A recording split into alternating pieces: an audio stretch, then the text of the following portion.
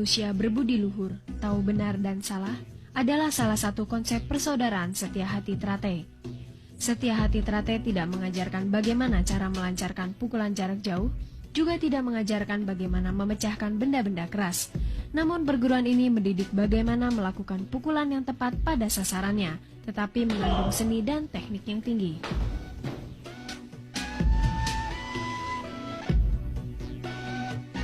Untuk bergabung ke Setia Hati Trate tidaklah sulit. Usia 9 tahun, sehat lahir batin sudah dianggap sah untuk perguruan ini. Sabuk polos meningkat ke sabuk merah muda dan hijau merupakan jenjang yang mesti ditempuh para anggota pemula, yang disebut dengan calon warga sebelum masuk menjadi warga.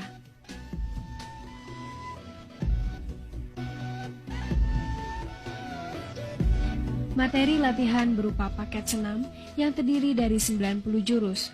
Sedang latihan fisik diarahkan untuk dapat melakukan gerakan teknik dengan mudah dan mantap, yang mengarah pada kelenturan, keseimbangan, kekuatan maupun kecepatan.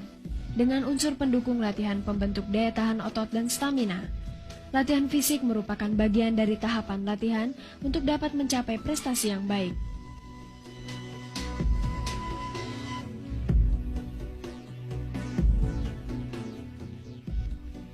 Jika pesilat mempunyai kondisi fisik yang baik, akan dapat mengembangkan prestasi di bidang teknik dan taktik. Kesemua ini bisa dilakukan dengan menggunakan senjata berupa toya, rambin, belati, pedang, maupun trisula yang diajarkan di persaudaraan ini.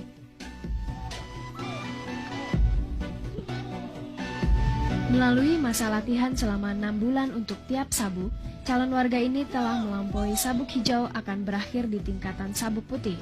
Maksudnya setelah sekian lama berlatih dan digembleng di Setia Hati Trate, diharapkan para anggota mempunyai hati yang putih dan bersih.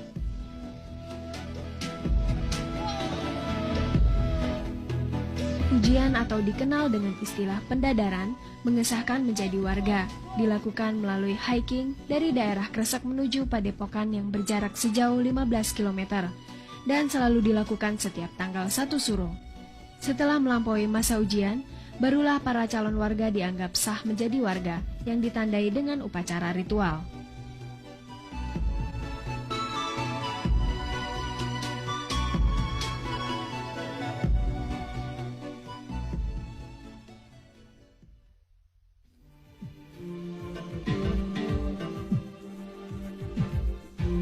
Persaudaraan Setia Hati Trate. Nama organisasi ini menggunakan kata persaudaraan, bukan perguruan.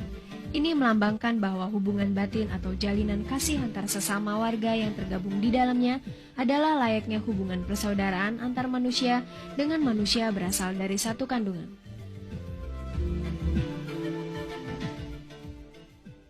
Satu persaudaraan sejati tidak memandang siapa kamu, siapa saya. Latar belakangmu apa, latar belakangku apa. Yang adalah kamu orang Setia Hati Trate, saya orang Setia Hati Trate. Itulah yang inginkan. Yang berbicara dari hati ke hati, sehingga persaudaraan ini akan utuh, satu sama lain akan saling memerlukan, dan satu sama lain pun menyadari kekurangan masing-masing, maka kekurangan itu ditutup oleh saudaranya yang lain pula. Hubungan persaudaraan yang kekal abadi tidak memandang derajat, agama, suku, ataupun ras. Persaudaraan dalam Setia Hati Trate adalah persaudaraan yang tetap berpedoman pada tata krama dan sopan santun sesuai dengan adat dan budaya bangsa.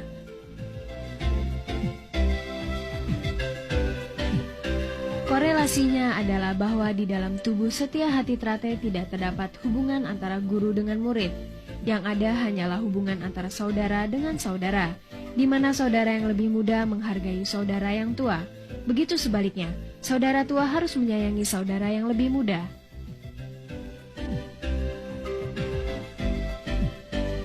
Jumlah anggota yang begitu membengkak dirasa sulit untuk mengenal satu sama lain. Untuk mengakrabkan ikatan persaudaraan antar warga, maka Setia Hati Trate menyelenggarakan turnamen persaudaraan Setia Hati Trate Cup yang dilangsungkan tiap 3 tahun sekali. Turnamen ini bukan sekedar ajang memperkukuh persatuan persaudaraan, tapi juga merangsang prestasi para warga, di samping juga digelar kejuaraan pencaksilat antar mahasiswa.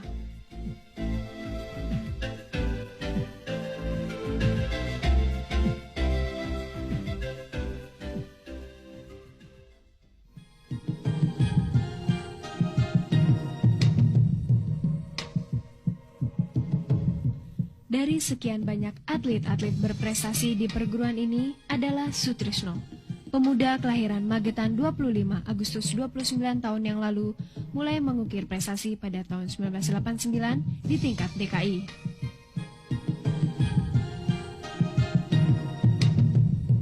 Mengaku pertama kali mengikuti pencaksilat atas dorongan dari kakaknya, Sutrisno kini benar-benar jatuh cinta pada olahraga milik leluhur.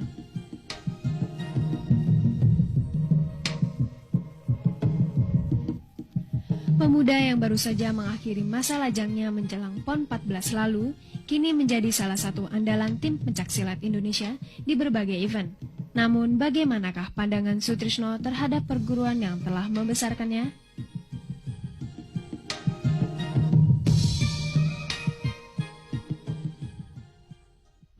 Saya dari pertama sampai sekarang saya tetap orang Esa Terate.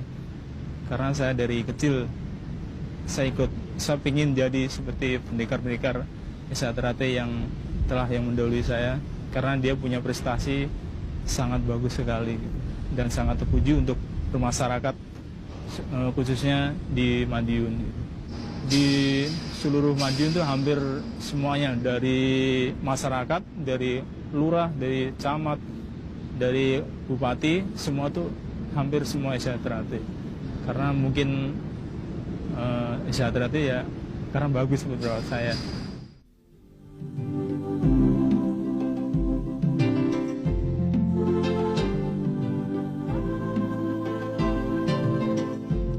Berbagai event besar telah diikuti dengan hasil yang cukup membanggakan, mulai dari tingkat kejurnas, PON, bahkan kejuaraan dunia. Siapa sangka dari kota kecil Madiun telah lahir pesilat yang membawa harum nama bangsa.